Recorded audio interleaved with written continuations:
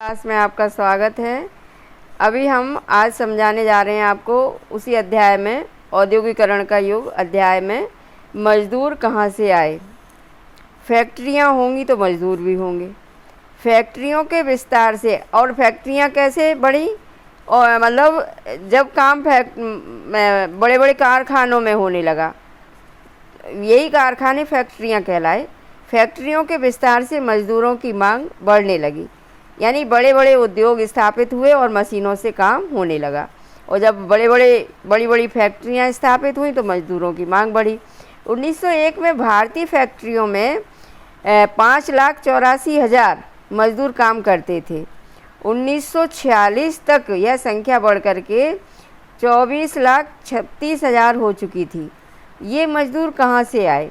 ज़्यादातर औद्योगिक इलाकों में मजदूर आसपास के ज़िलों से आते थे। जिन किसानों कारीगरों को गांव में काम नहीं मिलता था, यानी किसान और कारीगर जिन्हें गांव में काम नहीं मिला, वे औद्योगिक केंद्रों की तरफ जाने लगते थे। 1911 में बम्बई के सूती कपड़ा उद्योग में काम करने वाले 50% से ज़्यादा मजदूर पास के रत्नागिरी ज़िले से आए थे।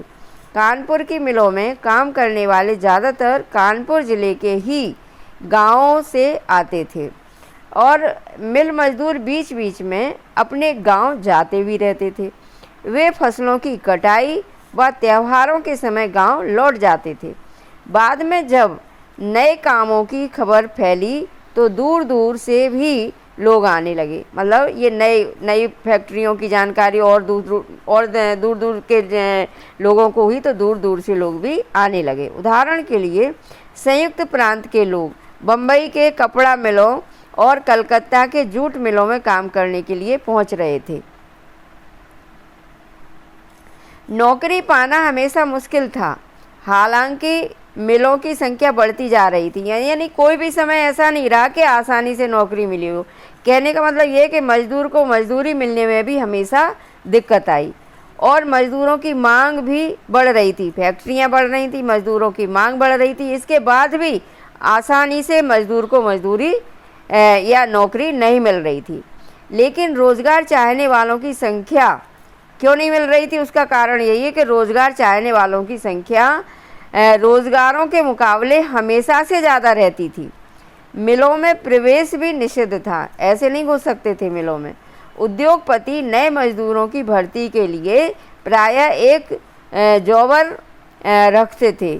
जॉबर कोई पुराना और विश्वस्त कर्मचारी होता था। पुराना कर्मचारी विश्वस्त, वह अपने गांव से लोगों को लाता था, उन्हें काम का भरोसा देता था, उन्हें शहर में जमने के लिए मदद देता था और मुसीबत में पैसे से भी वो मदद करता था। इस प्रकार जॉबर ताकतवर और मजदूर व्यक्ति बन गया था। बाद में जॉबर मदद के बदले, यानी जब वो बाद में जब वो किसी को मदद दे रहा है तो उसके बदले में पैसा और तोहफा लिया करता था।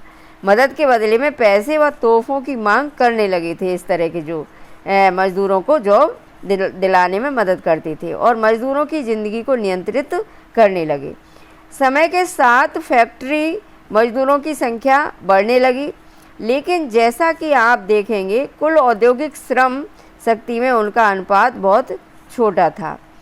बम्बई के एक मिल मजदूर बसंत पारकर ने कहा, मजदूर अपने बेटों को मिल में काम पर रखवाने के लिए जॉबर को पैसा देते थे और मिल मजदूर शारीरिक और भावनात्मक रूप से उसके गांव से गहरे तौर पर जुड़े होते थे, यानी उसके परिचित होते थे जॉबर के। वह गांव जाकर फसलों में कटाई करता था। कोंकणी लोग धान काटने और घाटी यानी गन्ना काटने गांव में जाते थे। यह एक स्वीकृत व्यवस्था थी जिसके लिए मिल वाले छुट्टी दे देते थे। मीना मेनन एवं नीरा अदरकर 100 ईयर्स 100 वाइसेस 2004। बच्चों, आज की क्लास यहीं समाप्त हो।